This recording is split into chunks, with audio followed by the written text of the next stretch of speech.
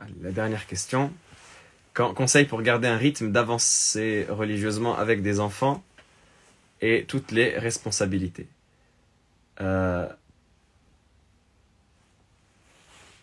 Avancer, donc le rythme religieux avec les enfants n'est pas impossible. Avancer religieusement avec les enfants, il faut dire déjà que ce n'est pas impossible. Donc il faut retirer, pour reprendre un peu le vocabulaire new gen, le vocabulaire à la mode en ce moment, il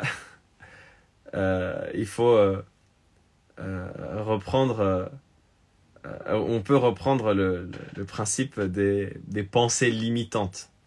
Il faut retirer ces pensées limitantes.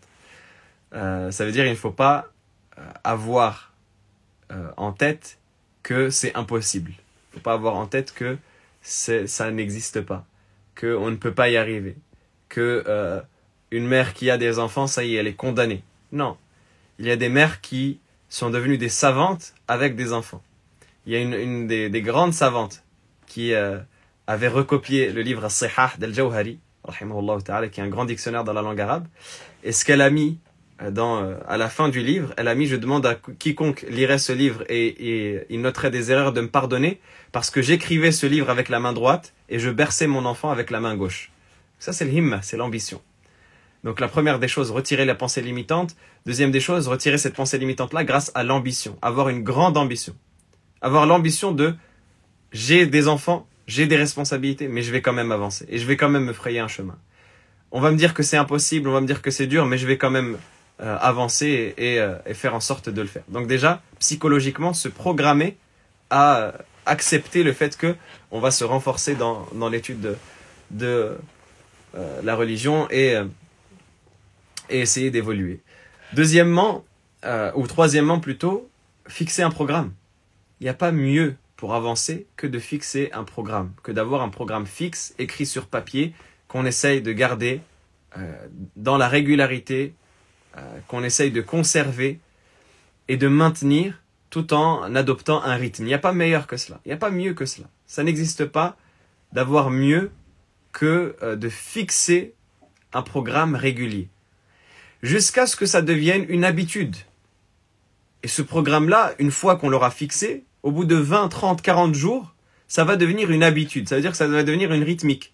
Tous les matins, par exemple, vous allez vous lever après le Fajr, vous allez apprendre votre page de Coran. Ça va être instinctif, ça va devenir une habitude. Ensuite, vous allez arriver à 10h, vous allez écouter un cours. Instinctif, une habitude. Vous allez avoir un moment de creux. Et de toutes les manières, quand on a des enfants, il y a souvent une routine qui s'installe. Avec les enfants d'abord qui sont en bas âge, la routine pour les nourrir. Subhanallah, les enfants sont réglés comme des horloges. Déjà de le plus jeune âge. Ils ont le moment où ils s'endorment, ils ont le moment où ils se réveillent, que ce soit de manière, occasionnelle, ponctuelle ou de manière régulière. Ils ont ces moments-là où ils se réveillent, ils s'endorment, etc. Après, quand ils grandissent, ils ont le moment où ils les amènent à l'école, le moment où on les récupère. Donc, il y a une routine qui peut s'installer avec les enfants. Mais une fois qu'on a fixé cette routine-là, sur les moments qui nous restent, on essaye de se fixer une rythmique qui va devenir instinctive. Vous allez voir que, ne serait-ce que sur le chemin de l'école, vous allez développer un rythme. Vous allez réviser votre page, par exemple. Vous, le matin, vous apprenez votre page, et sur le chemin de l'école, vous la révisez. Et au retour de l'école, vous la révisez encore. Et ça va permettre aussi d'introduire et d'inclure votre enfant dans votre rythme. Et ne pas faire en sorte... Il ne faut pas voir les enfants comme un fardeau. Il faut voir les enfants comme une richesse, même dans l'éducation religieuse. Il faut voir les enfants comme une richesse. Même si c'est un enfant qui ne comprend rien. J'ai appris une page, je vais lui réciter. Vous savez, il y a un des salafs. Il y a un des salafs qui récitait les hadiths à son âne. Et une personne, elle est passée devant lui. Elle l'a croisé.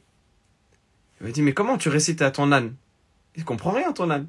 Haddathana fulan, anna Rasulallah sallallahu alayhi wa sallam qal. Pourquoi tu lui récites les hadiths? Il lui dit: lui, il ne comprend pas. Mais moi, je comprends. Lui, il n'apprend pas. Mais moi, j'apprends. Je lui récite. Ce n'est pas pour lui, c'est pour moi. C'est pour que j'apprenne. Et donc, il se forçait. Tellement il n'avait pas de compagnon avec qui se renforcer et partager son apprentissage, il récitait à son âne. Pareil, il y en a un autre qui récitait à sa femme, à sa servante. Il récitait à sa servante. Et il commençait à lui répéter, à lui réciter les hadiths, etc.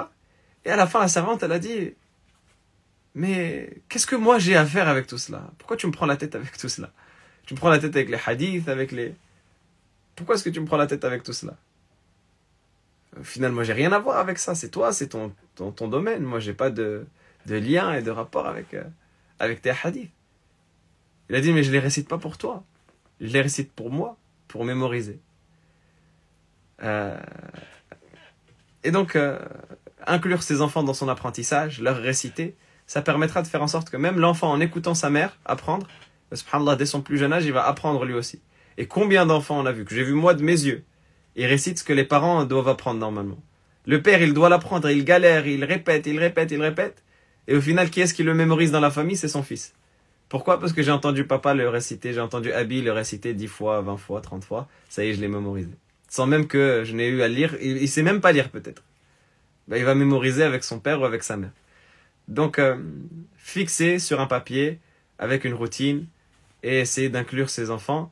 Et il y a des programmes qui sont faisables. Moi, j'ai fait un article sur la gestion du temps et de l'apprentissage que vous pouvez retrouver facilement, Inch'Allah, sur mon compte, où vous pouvez avoir un exemple d'un planeur que vous pouvez utiliser pour répartir votre temps entre vos activités personnelles et entre votre étude.